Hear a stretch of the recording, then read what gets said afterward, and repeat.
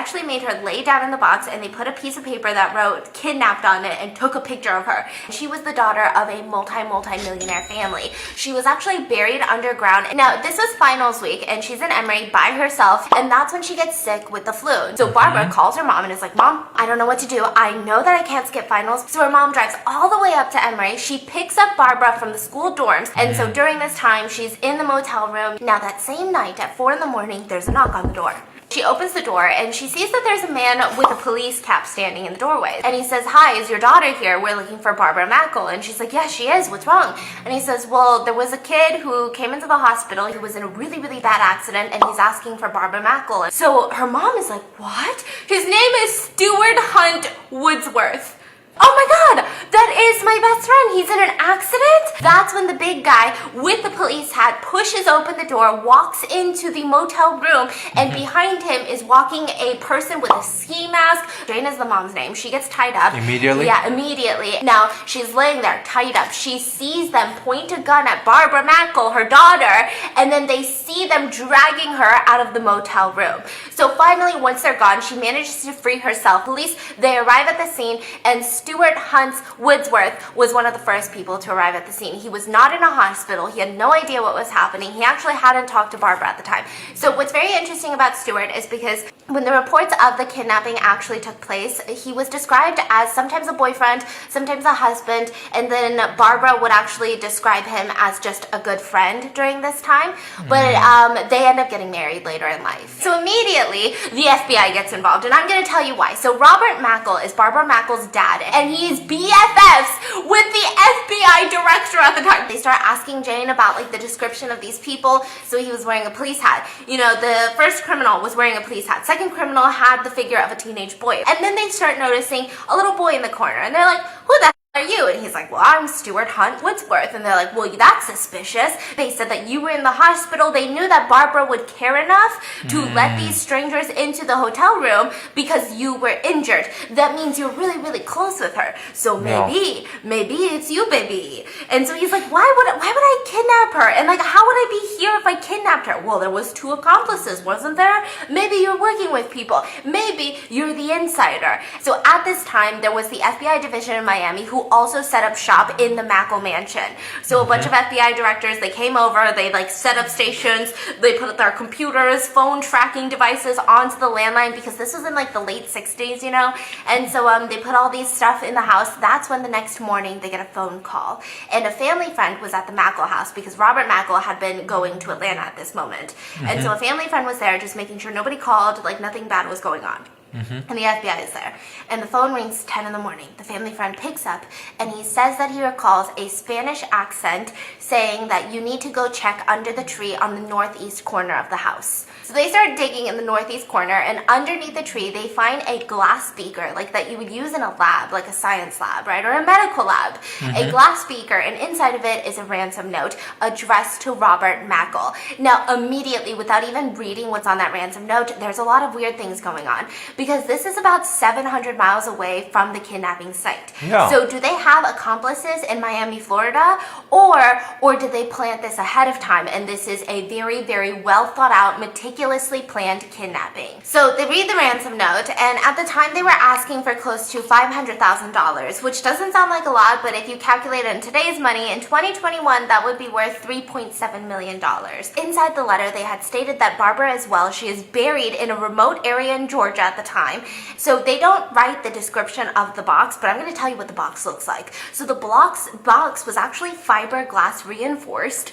It had 2 plastic pipes that were leading up so that after they buried the box in soil, there were 2 pipes that were providing airflow into the box. The box was big. It was like a coffin-sized box. Inside of it, they had a tub of water that had this long straw that Barbara could drink out of, and the water was laced with so that every time she would drink, she would just like Now, there was only enough water to last about 4 to 5 days. So they had like some food in there to last her another 4 to 5 days. They also had a fan in there to provide some electricity, like just to give her some cool air so that she didn't suffocate. They had a battery-powered lamp so that there could be some light inside the box so that she wouldn't go crazy. And the battery that was attached to this coffin-like box could only last for about 4 to 5 days. They actually made her lay down in the box, and they put a piece of paper that wrote "kidnapped" on it and took a picture of her. And it was released to the public later. This is what the picture looks like. And they pretty much just told Robert in the ransom note, like, she's gonna be buried, she's gonna be fine for a couple of days, but we really need that money. They also gave him a set of instructions on how to do the drop-off. They needed to put it into a suitcase, and they're ready. So they put an ad in the Miami Herald with the same exact words that the kidnapper had written on the ransom note, which is exactly what they told them to do, which is just write on the ad, once you have the money ready, write, "Please come home, loved one. We will pay all expenses." And the reason that the FBI did not tell the local police department, you don't really want them involved in kidnappings because they will leak information to the press to get money. So 3:47 in the morning, a phone call is made to the Mackle house, and they just give out a location that was maybe a couple miles away from the Mackle house, right? And they said, "We're going to come here at this time." And it was really specific. So Robert Mackle would go alone. He would do the drop-off himself. He had to be wearing a white suit, driving his Lincoln vehicle. Gets to the drop-off location. He drops off the suitcase, then he goes back home. Now he's just at home waiting. The FBI is waiting. And at this point, 2 days have passed, and Barbara Mackle has been buried underground for 2 days. And that's when the Miami-Dade Police Department comes in, and they see 2 people with a suitcase acting suspicious in the wee hours of the morning. So the Miami PD, they're like, you know what? We're gonna go arrest those because what's in that suitcase? Very suspicious. Now, the FBI at the time, of course, they were listening to the radios of Miami PD, and they're like, what the fork? Eventually, the 2 people that they're chasing jumps over a fence, they drop the suitcase, and the FBI hears the police officers say over the radio that they've retrieved cash, that there was cash in the suitcase. And that's literally when the Mackle parents were like, Barbara's dead. They find an abandoned car in the woods. So they go into the abandoned car, and they find a bunch of things that point to this being the vehicle of the kidnappers. They find a ski mask, they find rope, they find like masking tape. They also find a key to the Roadway Inn, which is where Barbara Mackle was staying with her mom all the way in Atlanta, Georgia. So now the car is found in Miami, Florida. There was also lots of intimate photos in the car. Thankfully, none of them were Barbara Mackle. All of them were a dude, which Jane said that it kind of seemed like maybe it could have been the guy in the police mask. She doesn't really remember like the police hat. So they reach out to the FBI Massachusetts division, and they find out that this car is belonging to a man by the name of George Deacon. They do end up finding him, and he is connected to the Miami Institute of Marine Science. I believe that's owned by University of Miami. I'm not too familiar. George Deacon works there as a marine researcher, so a very intelligent person. So Robert Mackle had went on to multiple press conferences, literally begging for his daughter's life, just begging and saying, I will pay anything. And so they get a second call, and this time they said, hey, you're going to come to this location, you're going to drop it off just like you did the first time, and that's that. So they were like, okay, sounds good. So he does the second drop off, and it's successful. $500K. $3.6 million handed off to the kidnappers. He didn't necessarily see the kidnappers, but I mean, it seemed confirmed that they got the money. But still, where's Barbara? So all they're doing is just waiting for a call for them to tell them, where's Barbara? So at the same time, the other FBI agents, they're trying to find the boss of George Deacon, and they finally get to this man who says George Deacon is an amazing employee. He's actually really close to a woman by the name of Ruth, who is like a post-grad student who's studying underneath him.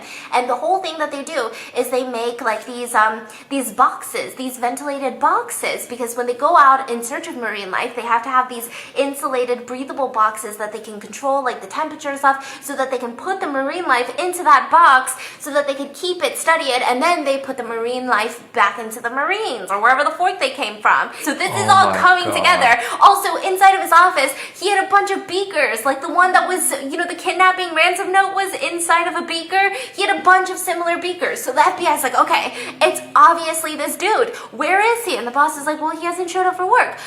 Actually, neither has Ruth, his post-grad student. I wonder if maybe they went on vacation or something without telling me. They get a picture of Ruth. She is from Honduras, which could explain the Spanish accent in the first call that was made to the family friends at the Mackle mansion. And she is a very, very petite woman, which is why maybe Jane, if she's all messed up, the mom would kind of mistake her for a teenage boy. And so at this point, the Atlanta police get a phone call from a man in Atlanta, and he says, listen, I wasn't going to report this, but it's getting weird. And so the police are like, what's going on? And he says, well, in the back of a parking lot, I had purchased this trailer. Like, you know those small box trailers that you can attach to your truck? Not necessarily like an RV. And so I bought this trailer, and honestly, I didn't even want it, but the dude was like, here, just give me $30 for it. So I was like, $30 for a trailer? And there's just a bunch of weird stuff in here. So I don't know if you guys want to take a look, but there's a bunch of newspaper clippings about Barbara Mackel's kidnapping that happened to that Emory girl that happened, you know, recently. And the police are like, okay, get to the point, sir. And he's like, well, I just thought you should know. So the police end up going to the trailer. They start investigating. They're like looking for fingerprints, pretty much anything. They find a bunch of mail, like literally USPS mail that had been towards George Deacon, which makes sense, right? But also to another man by the name of Gary Christ. Now, Gary is a name that hasn't come up yet, so they start investigating Gary. George Deacon, on the other hand, no criminal record. He's a marine researcher.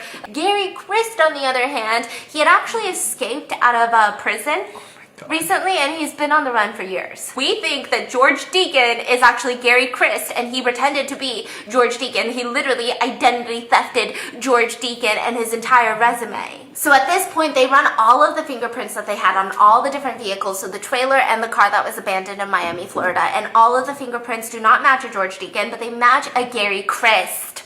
Now, the FBI randomly gets a call one day to like their generic tip line, and the woman picks up and she's like, hi, like, how can I help you? And the person is like, this is where Barbara is buried. And she's like, can I transfer you? And he's like, no, write it down.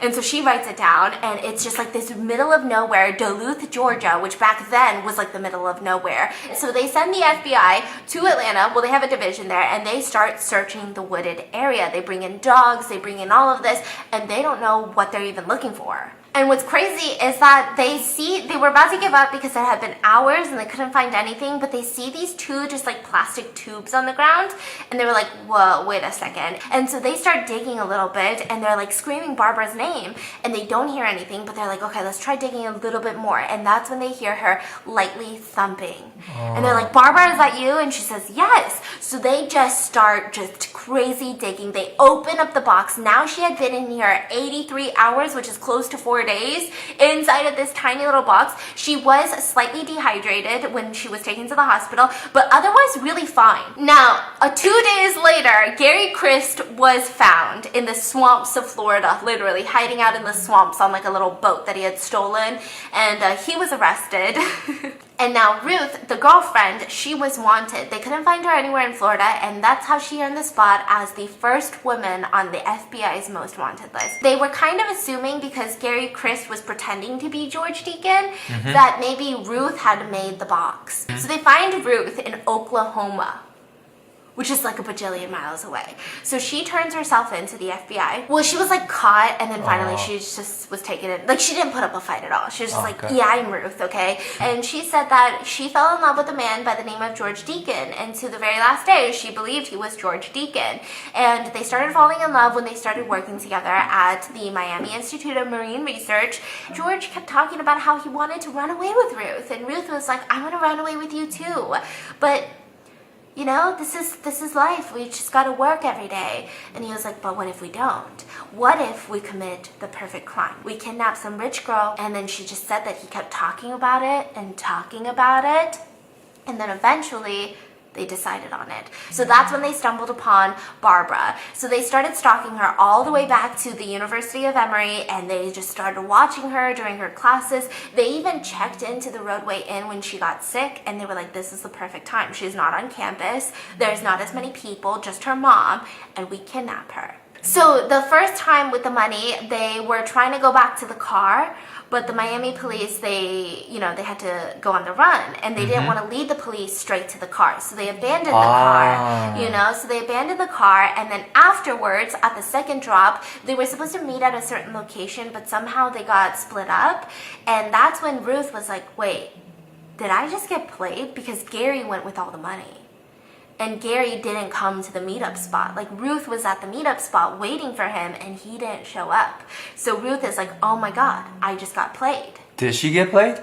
No, it seems like Gary the whole time was telling the FBI, like, where's my girlfriend? I miss her.